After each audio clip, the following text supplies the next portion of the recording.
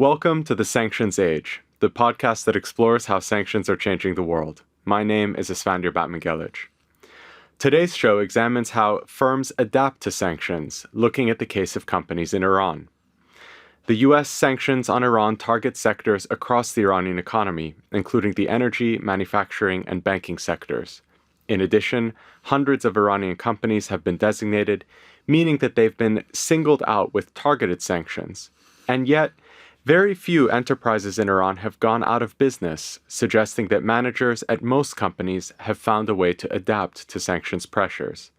My guest today is an economist who has studied those adaptations. Javad Shamsi is pursuing his PhD in economics at the London School of Economics and Political Science. He did his master's in economics at Iran's famed Sharif University of Technology, often called Iran's MIT. Javad's research interests center on microeconomics, which focuses on the economic decision-making of firms, households, and individuals. Javad, thanks for coming on to the show. My pleasure.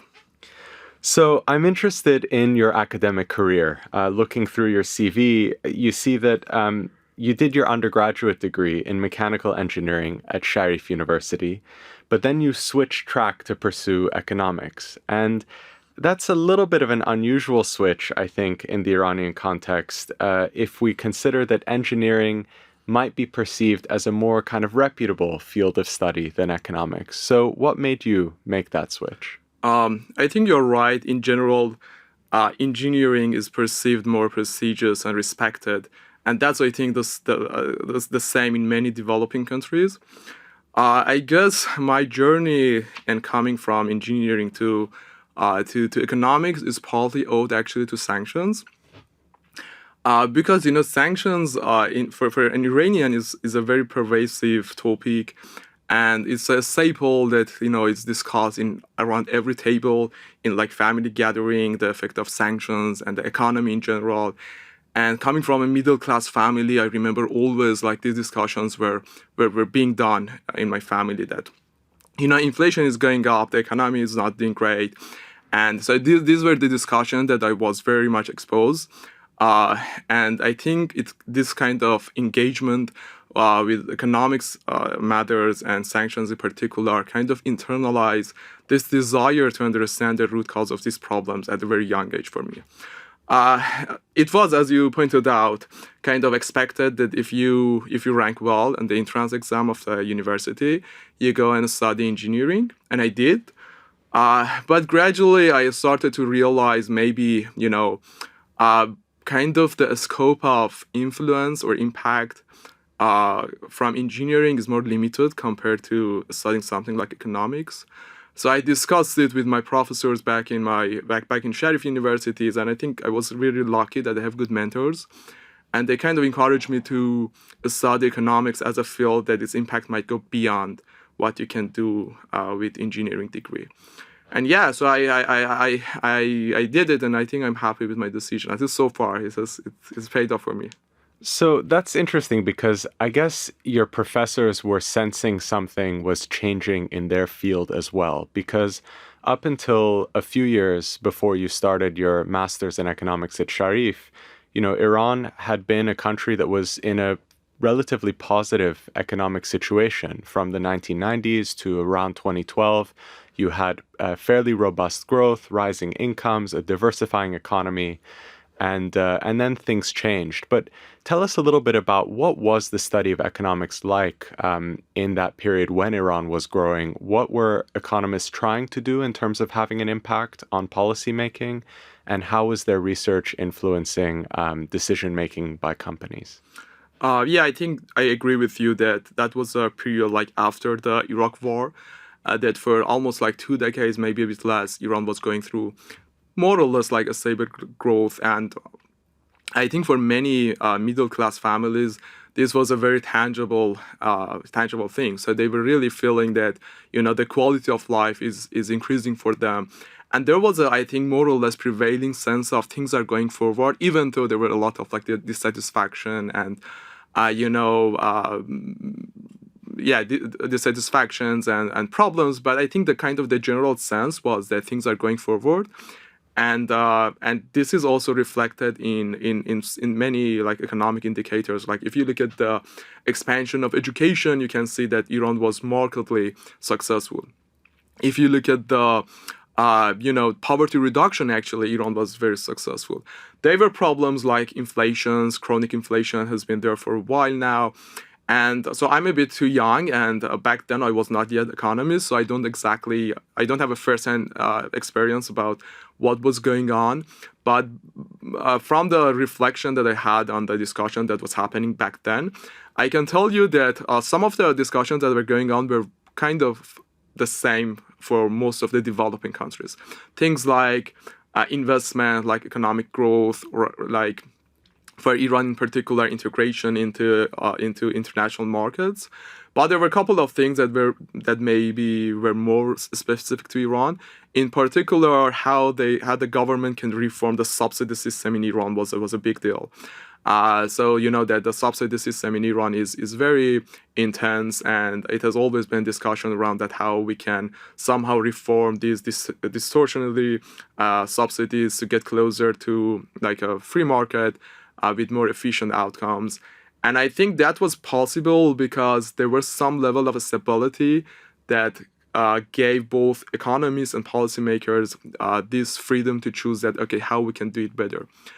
So I think that was definitely one way, one case which was pervasive among economists back in Iran, and they were obviously like camped into different ideas.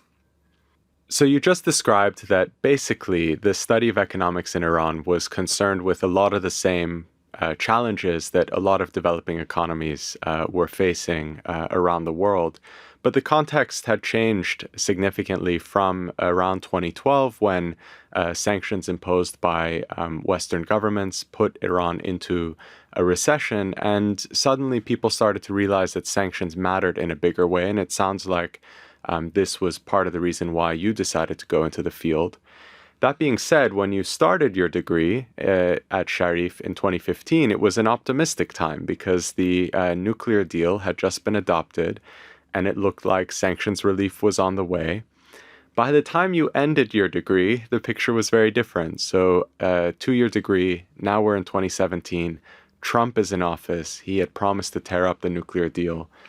How did that change in atmosphere impact you, your classmates, your professors? You know, was there a sense that actually the field of economics had to respond to what was happening? Yeah, that's a very good point. And I mean, the Southern economics back then, in that very critical period of time back in Iran, was indeed a very, I would say, unique experience. You're right. I started my master's in economics in 2015. It was a time that new government was formed in Iran. It's not very easy for me to describe how hopeful people were about the situation. I mean, of course, there were like problems. I'm not trying to deny that. But the prevailing sense and sentiment among people were that, okay, things are going forward. And, we have hope that, those problems that we were grappling with for a while will be addressed. And this was culminated probably in signing of JCPOA. I remember people going to a street, like celebrating. In my city, which is it's like Tehran, it's on the western side of the country. I remember like people going on the street and dancing. And it also had spillovers on many economic spillovers. So as you know, in economics, even if like nothing tangible happens, but just the prospect of future becomes better, it will have some real consequences. So that's exactly what happened. Like the currency got stabilized. So inflation went down. So after a while, we had 1-digit inflation rate, which was quite an achievement for the government. So with this better prospect about the future, investment went up. I remember like many of my friends were engaged in the startup ecosystem. Like they were talking about, okay, the new investors will come to the country.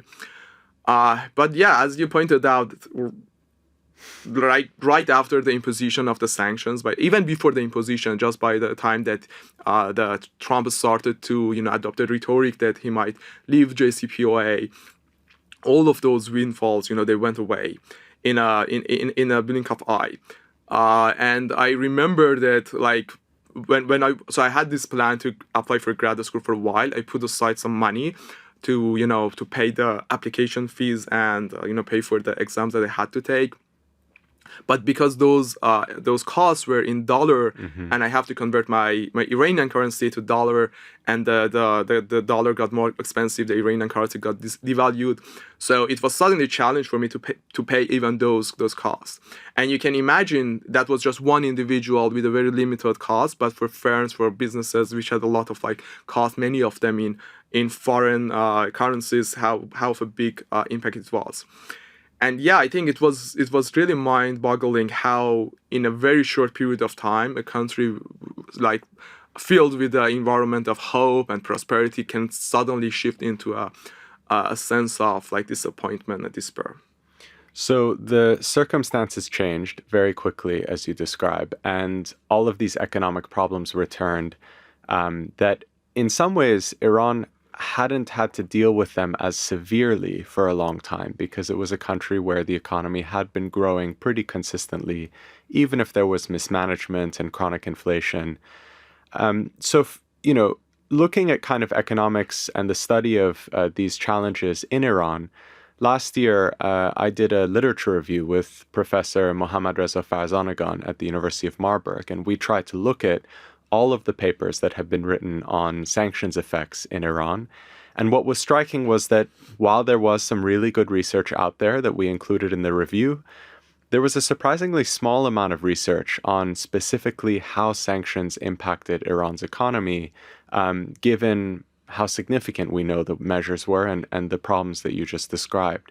So how do you explain that? I mean, what do you think about the fact that it seems like economists are, particularly in Iran, are just now catching up to trying to study these topics? Yeah, I agree. I think I witnessed the same thing, that there is a scarcity of research on sanctions, in particular on Iran. And I think your review by Mohammad Farzanagan is one of the good ones that really gives us what has been done so far. I think there are a couple of reasons for this, and I should say this scarcity of research on Iran is the main reason that prompted me to do my own research on this topic. So one of the key reasons, I think, is that the economic discipline so far has been, to some extent, we are very US centric or generally West centric. So the perception among economists was that if you do a research on Iran or a country like Iran, it's probably not easy to publish it in a well-respected journal. Including for Iranian economists. If they work on Iran, they're not going to get published in international journals. Is that what you're saying? Yeah, I mean, you have to compromise on the journal, right? If you write the same paper with the same quality, but on a Western country, it's probably easier to get that published. At least that was what I was told from some of my professors. That's changing, I guess. To some extent, that's generally about the discipline as a whole is becoming less like that. But also in particular about the sanctions, I feel that sanctions is becoming so ubiquitous and widespread that it's a issue that has relevance for many different countries. So I think it's becoming easier for papers on sanctions to get published. The other thing is about data availability. And some researchers, especially outside of Iran, has this perception that Iran does not provide satisfactory data. And I think that's partly true, given the development stage of Iran. We don't have the level of data that, Scandinavian countries have, right? So that's partly true. But I think it's not the whole story. Iran does provide some data. The statistical body within Iran, they do provide some data, and many of them are very useful. But it's a problem of the language that some researchers outside of Iran do not know they exist, or even Iranians who are not very connected to the economic profession in Iran are not aware of them. But also the Iranian statistical body are not very good at disseminating the data that they're providing. And lastly, I think for the people in Iran, I think that historically in the last couple of decades there have been a gap in what was the state of art and cutting edge knowledge or methodology that was done in best international university and what was done in Iran. But the good thing is that my observation is that's changing over time. So that gap is becoming narrower and narrower. And I've seen many good papers coming from different departments, not necessarily my own university, my home university, but from like different university within Iran with a very high quality. So my general sense is that that scarcity exists, definitely true. But I'm hopeful that gradually we get to know better what are the impacts of sanctions. I mean, I think that's really positive to hear that there's this kind of new cohort of economists looking at these issues in more detail. And obviously, you made a contribution to this study of sanctions with a working paper that you published last year titled Understanding Multi-Layered Sanctions, a Firm-Level Analysis. So what made you decide that you wanted to look at sanctions in this way, and what does it mean to use a firm-level analysis? Sure. So as you know, economics is a very diverse field, and like economists have implemented many different methodologies to study the effect of sanctions. Most of those studies are either theoretical or at the macro level. But the new kind of a strand of literature is using micro level data to see what is happening at the firm level. So by that I mean you have information on the firm, and you are kind of comparing those that are exposed to sanctions with those that are not exposed to sanctions, and then you can infer like how much of their performance was due to sanctions. By that, and what do you mean by exposed to sanctions and not exposed? Exactly, to sanctions? that's a key, right? So in principle, in this set of research, you want to define treatment and control group, right? In this case, exposed to sanctions and not exposed to sanctions. In some contexts, that's quite easy, right?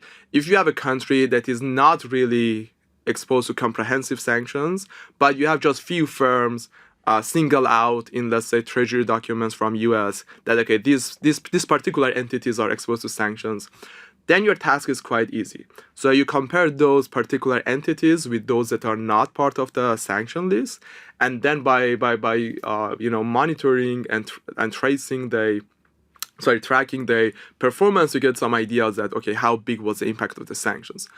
But the problem of applying that methodology to the case of Iran is that, as you know, sanctions on Iran are very comprehensive, multi-layered, complex, and they are affecting firms in many different ways that ex ante are not super clear, right?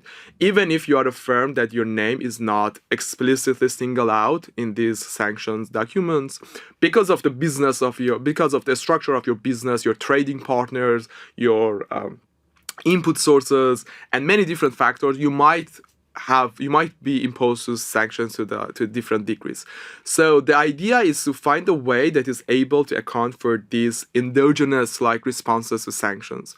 What I do is that I go and extract the content of the meetings that are conducted in these firms, publicly traded firms in Iran. And based on the content and the discussions that were conducted in those meetings, I try to infer that how much they were exposed to sanctions. So what is the idea here? The idea is that these meetings are supposed to be a place where stakeholders of these firms are discussing the main challenges that the firm is facing. So if you're a firm that for whatever reason you are facing some challenges due to sanctions, it's very likely that those discussions will come up in those meetings. So I apply an NLP technique, natural language processing technique, in a very automated way to go through the text of those meetings, and then infer that, okay, based on how much they discuss sanctions or topic related to sanctions, I identify how much they're exposed to sanctions. And then I kind of validate that, okay, whether my measure is really picking up that exposure or not. So this is kind of the way I define the exposure. So once you have that exposure measure, you can compare those that are exposed to sanctions with those that are not. And then you can make inference, okay, what are the impacts of sanctions? And I assume based on your analysis, you found that certain kinds of companies are more exposed to sanctions. So the U.S. sanctions in place on Iran right now, they really single out a few key sectors, energy, manufacturing, banking. Is it the case that listed companies in Iran in those sectors tended to be more exposed to sanctions based on the approach that you took? So what I do is that, I define this sanction exposure at the firm level But then I aggregate everything to the industrial level to see that what are the industries that are more exposed to sanctions. And once I've done that exercise, it does correlate to those sectors that you mentioned. But that's not the whole story. So even if you are in that particular sector, let's say energy sector, but maybe because of your trading partners, you are not really exposed to sanctions, right? If you are exporting to either domestic buyer, if you are selling to either domestic buyer or you are exporting to a country that is not really very strict about the sanctions, chances are that you are not really exposed that much. On the other hand, you might be in a sector that is not like explicitly a sanctioned sector, but again, because of the nature of your business, you might be exposed to sanctions because of different reasons. So I think that sectoral sanction to some extent is explaining the exposure to sanctions, but that's by no means the whole story. So the picture that is painted by doing this exercise tells us that the channels through which sanctions are impacting firms is way more diverse than one might initially think. That's really interesting because I think it turns on its head the way in which the policymakers in countries imposing sanctions think about who is exposed and who isn't. So it's as though a steel producer in Iran that's exporting to Iraq may actually be less exposed than a pistachio producer in Iran that's exporting to France. Exactly. That's exactly what we see in the data. And the interesting thing is that actually some firms might be benefiting. So if you were previously competing with a foreign seller, and now that foreign seller has decided to leave the country because of the sanctions, you might actually benefit from sanctions. Let's unpack the findings of your paper in more detail. The first finding was a kind of an expected one. It's that Iranian firms face significant challenges under sanctions. But I want to talk about what that actually means. So let's imagine that you are the manager at an Iranian manufacturing firm, and it's early 2018, and one day you open up your phone and you get a news alert that Trump has formally withdrawn from the Iran nuclear deal and has begun reimposing sanctions on Iran. Walk us through what happens in your company in the next few months. I mean, how do you basically have to react, and what are the challenges that you face? I like that thought experiment. So this is kind of what I did talking with business managers in Iran, asking them that how sanctions are affecting their businesses. So I conducted these interviews to get the idea about channels. I identify basically channels through which sanctions might impact firms. And the reason that I did this because I needed this challenge to combine it with my NLP analysis to see that which channels are the main ones through which sanctions are impacting Iranian firms. So going with your thought experiment, the picture that I got by doing these interviews is that so you're a firm in Iran, you're producing either a good, you're providing some service. In every step of your operation, the sanction might hit you. So assume that you want to produce some goods, right? Probably you need some inputs. Sourcing that input is more difficult for you because maybe your source is now more hesitant because they have to go through this, compliance costs. They are worried that they might be fined, and there were a lot of cases of, Western countries in particular being fined because of conducting business with Iranian partners. Even if you convince them that okay, let's carry on with selling me input, you might face challenges for the shipment of your goods, right? For financial transaction, for sending the money. So you can see the problems are all along the way. Even once you have received the input, and I'm simplifying a lot, but still, once you want to produce, it matters for R&D, right? So it's not easy to be connected with those countries which are like the frontier of your field. Talent retention is a problem, right? Because many of your mid-level managers might decide to migrate because the economic outlook is not good. But even once you have produced a good or you're able to provide the service, you might have problems and challenges, finding customers or retaining your customers. Because again, they're worried about the sanctions and the compliance costs and everything. And again, the shipment, the financial transaction, everything remains as well. And there are other channels also, like you know that Iranian government is one of the main providers of investment and projects in Iran. And the sanction does have an impact on Iranian government, which will have a ripple effect on the rest of the economy. So many of these firms are not able to get government help or government assistance or government project anymore. There is also a kind of macroeconomic effect as well. So the whole economy is shrinking, and these firms are also bearing the cost because the domestic demand is getting smaller as well. So these are all channels through which the typical Iranian firm might be exposed to sanctions. So the NLP analysis tells me that the main reason seems to be limited access to the export destinations for Iranian firms. And that is one of the main reasons that why Iranian firms are basically hurt by sanctions.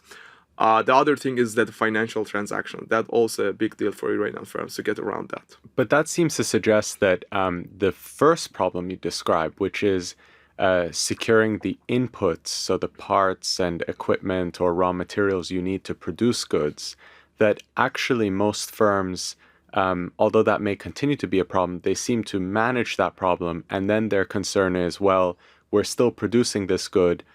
Our market is stagnant or shrinking because there's a macroeconomic shock to the economy.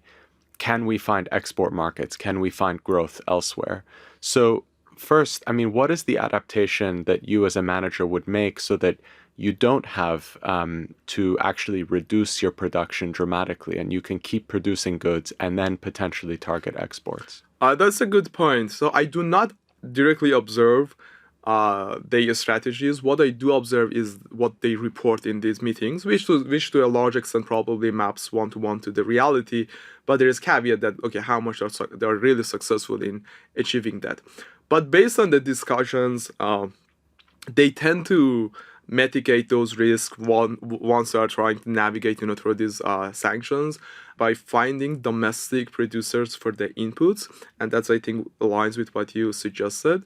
About the export also, there's a kind of shift from exporting to Western counterparts to more Eastern or more like neighboring countries. So I think you have a divergent of deflation of the trade from European counterparts to neighboring countries, but as well as China. So that's one thing you see. It seems based on the concerns that they have reported, the capacity to mitigate the export destination channel is a bit more limited compared to sourcing input. I think that's what they kind of suggest and report in those meetings. So we've covered how a manager at a firm might look at these challenges and find ways to adapt, maintaining their production and then trying to find ways to basically keep their company afloat.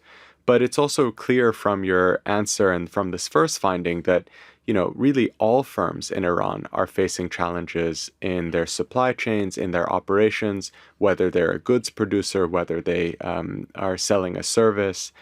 And this is interesting because when we think about sectoral sanctions, we are sort of led to believe, or the narrative is that those sanctions are intended to target firms in those sectors. So why is it that even when sectoral sanctions are in place, let's say targeting the energy sector, it actually has these broad effects on firms that may be far away from that sector? Sure. Let me clarify. So not all firms are equally exposed to sanctions, right? The kind of takeaway from, at least one of the takeaways from the result is that there is a very varying degrees of exposure to sanctions.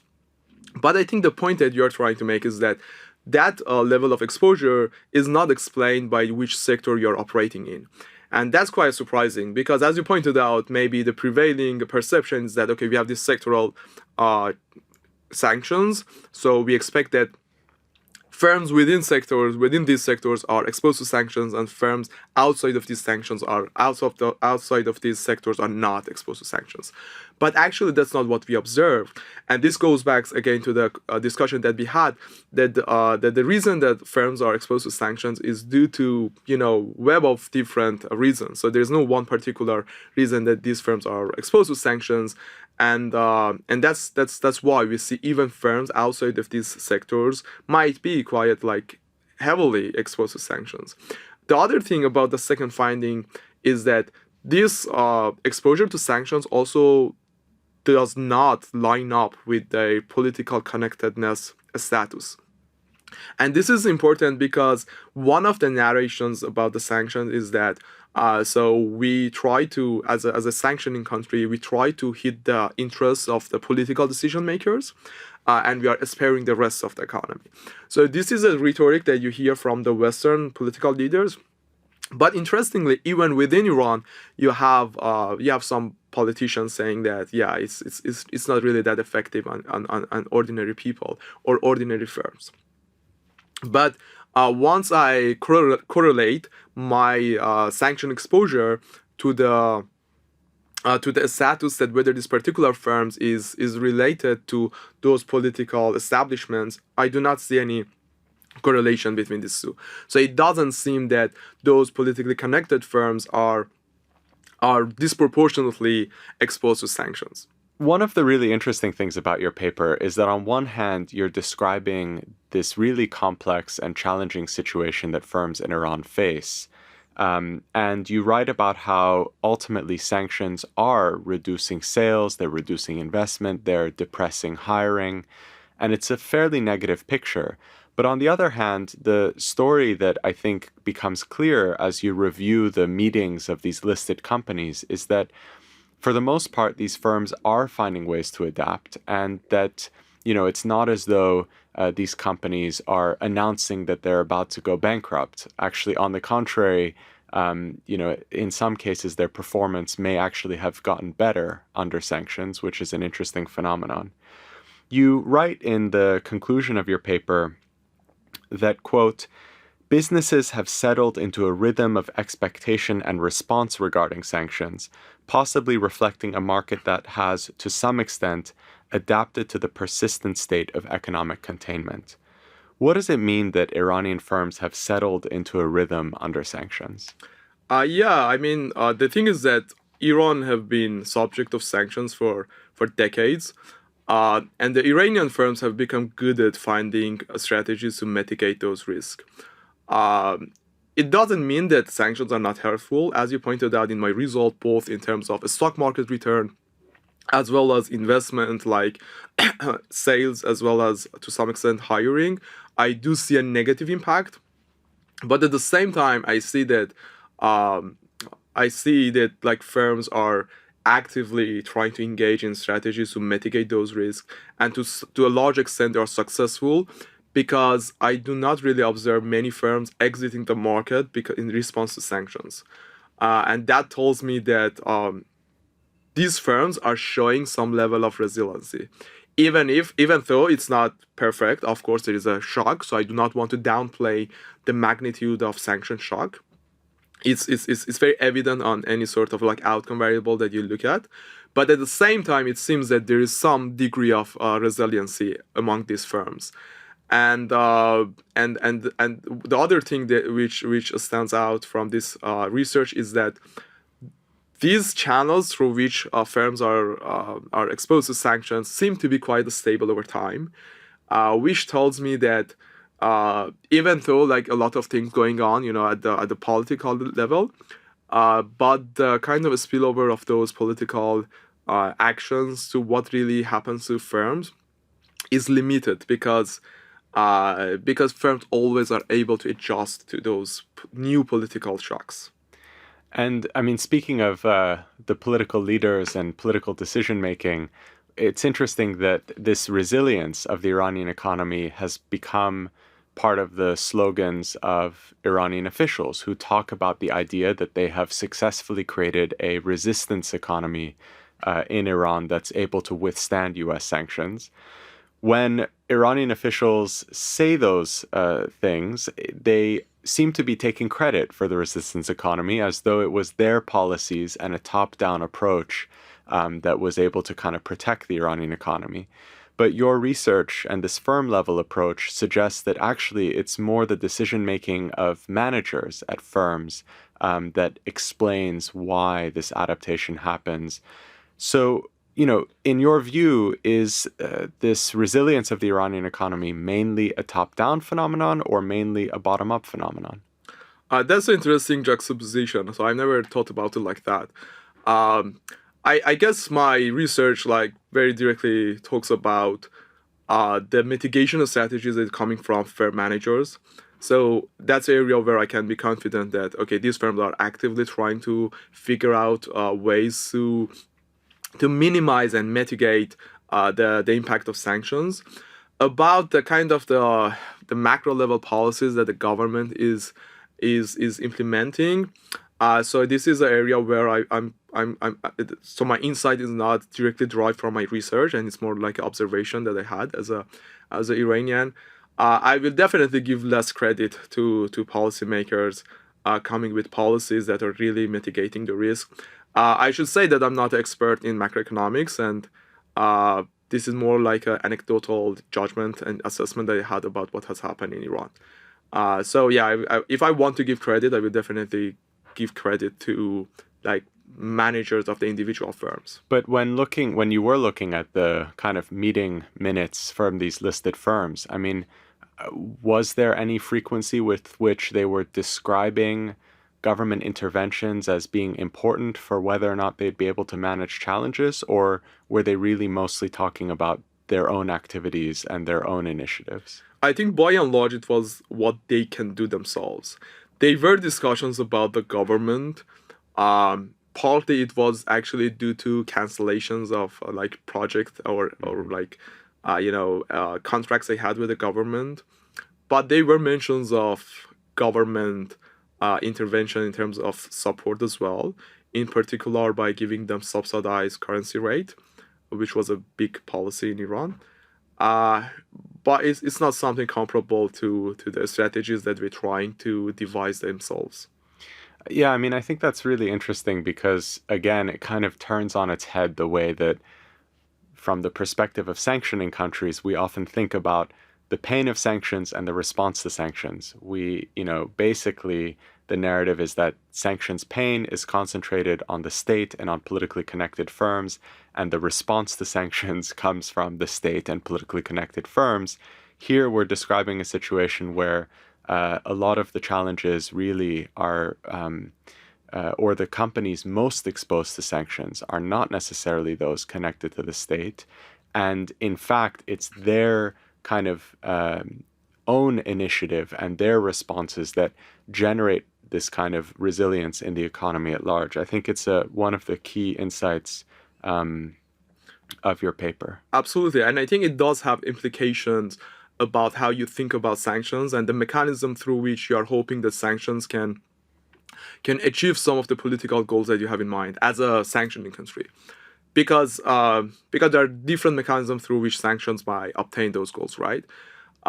You can think about the situation in which sanctions are primarily imposing pressure and wielding pressure on the political decision makers and incentivizing them to change the course of actions about some particular action or policy. This narration is not very consistent with what I find. There are obviously other mechanisms through which sanctions might be, in principle,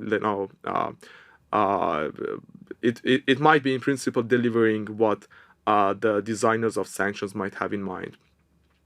But what I can say is that the effect of sanctions is indiscriminate, at least when you're comparing politically connected firms with politically not connected firms. And so kind of the concept is undermining the concept of targeted sanctions. So it's not that you're singling out individual entities and you're just hitting them. You are hitting everyone more or less, regardless of their political affiliation. We've talked about government officials, we've talked about managers, we've talked about the shareholders of companies. We haven't talked so much about workers. And I'm interested to know kind of what you think the situation is for workers in this bigger picture. You mention in the paper that firms do cut back on hiring, but you also have described just now that, not a lot of businesses are going out of business, so we don't maybe have mass layoffs. So there is some stability in employment there, some stickiness. If an Iranian manufacturing worker was to read your paper, what do you think they would make of it? I love that question. So the worker part is an important part of the impact of the sanction. And there are a couple of limitations about my research when it comes to speaking about workers. The first thing is that, I am studying publicly listed firms. So these are relatively large firms in Iran. And you know that labor market regulation is quite strong in Iran. So for these firms which have probably formal contract with their employees, it's not quite easy for them to just redundant their workers. So that creates some form of a stickiness in the labor market, which might explain partly the reason that I do not see a lot of adjustment in hiring. So it doesn't seem that in response to sanctions, these firms are cutting back their labor. But what is happening to smaller and more micro firms can be quite different, and I do not have direct evidence what's happening to them. In particular, I think that's very relevant because my hunch is that many of these small and micro businesses, they do not have a formal employment contract and arrangement. So for them, it's quite easier to lay off workers. And we might see something for them, which is not necessarily the case for larger firms. The other thing is that I only look at the extensive margin of labor market. So I only look at the employment. But the other thing that can happen is on the intensive margin, which is about the wages and the quality of the occupation that you have, right? So maybe even in these large firms, the number of employees does not change that much in response to sanctions, but the wages are very likely to go down. So that's also another limitation that I cannot speak to given my research design and the data that I had. But yeah, I think that's really a vital point of discussion that we should have in future, that what is happening to workers and wages and more like small businesses, not only like publicly listed firms. One of the things I'm really enjoying about this conversation is that as a true economist, you are always being very careful to add caveats and highlight the limitations of your research and kind of the conclusions that we can draw. And in the paper, you do lay out some of the limitations of the methodology you use, but I want to push you a little bit and kind of ask you about how generalizable you think the findings of your paper are. It's focused on publicly listed companies in Iran, but the channels you describe for the impact of sanctions seem pretty generic. They seem like they would apply in a lot of sanctioned countries. Tell us a little bit about whether you think that your findings could be generalizable to other cases. Countries that come to mind might be Venezuela or Russia. That's indeed a very good point, and a question that you get a lot in like economic seminars whenever you're presenting. I guess the main limitation that you pointed out applies here, that I'm studying publicly listed firms, and these firms are probably not a good representative of the Iranian economy as a whole. It's true that some of the mechanisms that I identify, some of the channels through which sanctions might impact firms, can also be applied for other like non-listed firms as well. But I think some of them are less relevant, like for example, exporting or importing. While it happens for other firms, definitely, but I think the extent is more limited, right? If you are a very small firm with 2-3 employees, so it's less likely that you are really engaged in any sort of like export or import. So that's a limitation that I think is important to underscore. The other thing is about making these distinctions between like politically connected and those that do not have that political relationship. That's way more relevant for large firms, right? So mostly those politically connected firms are large firms. So in that sense, the effect on the non-politically connected firms would be even bigger once you go to the non-listed firms, because they're more likely to be to not be politically connected. When you are making a comparison to other countries, I think one thing that you have to bear in mind is that Iranian firms have been going through these sanctions for decades.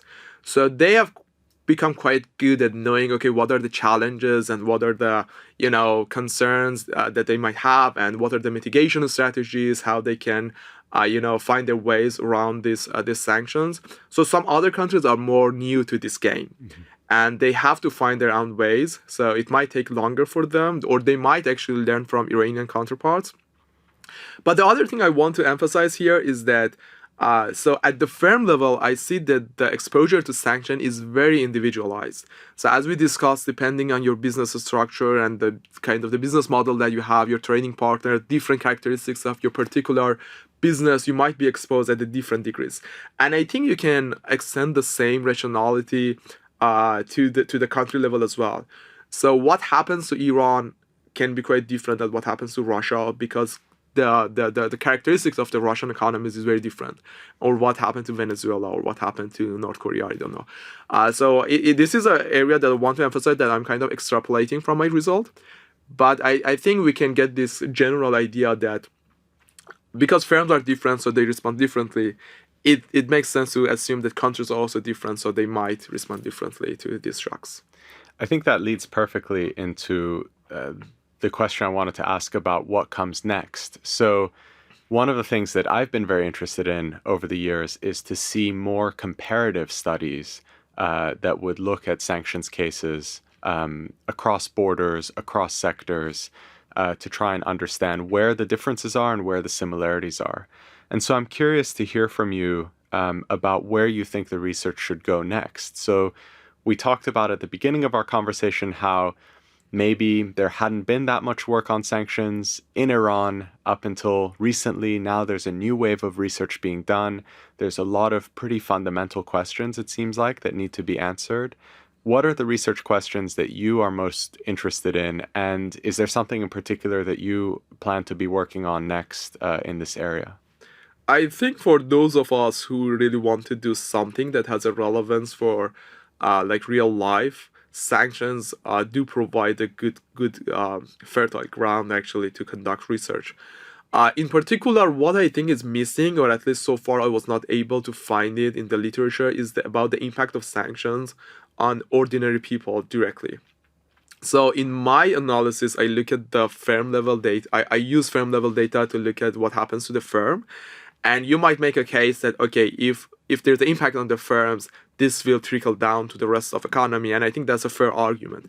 But I still think that it would be very, very fruitful if you can bring some like direct evidence that is about what is happening to individuals and ordinary citizens. And in particular, if you can show the distributional impact of the sanctions. So I was looking at the literature on the trade kind of trade war that was going on between China and the US. And there were a lot of interesting papers coming out from like top researchers in the field that are trying to see what are the distributional impact of those trade policies on the people, let's say in China or in the US. So whether it's hitting like those with high income most, or those with the lower socioeconomic backgrounds. And I think researchers, especially Iranian researchers, or those researchers that are interested in sanctions or in Iran, can deploy those sort of methodologies to study the effect of sanctions on ordinary people with the lens of distributional impact. And I think that will inform how we think about sanctions, and how we think about the ways through which sanctions might deliver those kind of declared goals. Learning from other kind of bodies of research, I think, is a really interesting way to build out the sanctions research. I mean, it sounds like you're describing kind of this argument that trade wars are class wars, and the effects of, let's say, the globalization on the status of the middle class in the US and blue-collar workers in particular. Maybe there's a thesis here that sanctions are actually class wars, and what we think as being measures that target the elites and the state actually target middle class. I think that's an interesting place. And I think that's consistent with my kind of anecdotal observations of what has happened to Iran, and like my family and families around me that who are like overwhelmingly coming from middle class families. So it does, if you ask me, it does seem that there is a distributional impact of sanctions, and that's an important angle. But we need more kind of robust evidence on this. Javad, we've reached the end of our time, which means I need to ask you the final question, which we ask all of our guests. And that question is, when did you realize that sanctions were changing the world? That's a tough question for me because, as we discussed, from the very, very young age, I was very much engaged and exposed to discussion about the sanctions. But if I want to say that at what point it kind of, made me sure that this is a big deal, was when, the discussions trickled down to even like what I was discussing with my grandma, who was not educated, but she was also exposed to discussion about sanctions to the extent that on everyday basis we were discussing about sanctions. Okay, what US is doing. Okay, what are the consequences? What are the consequences of prices on the economy? And I think after that stage, I realized that this is a big deal, and it became even stronger once sanctions were also imposed on other like major countries, in particular Russia. She must be very proud of you now that you're actually making big contributions into how these questions are answered.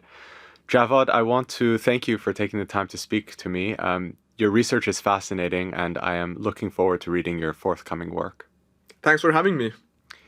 I'm Isfandir Batmangelic, and this has been The Sanctions Age. Our show is produced by Spiritland Productions and is supported by a grant from the Holling Center for International Dialogue. Thanks for listening.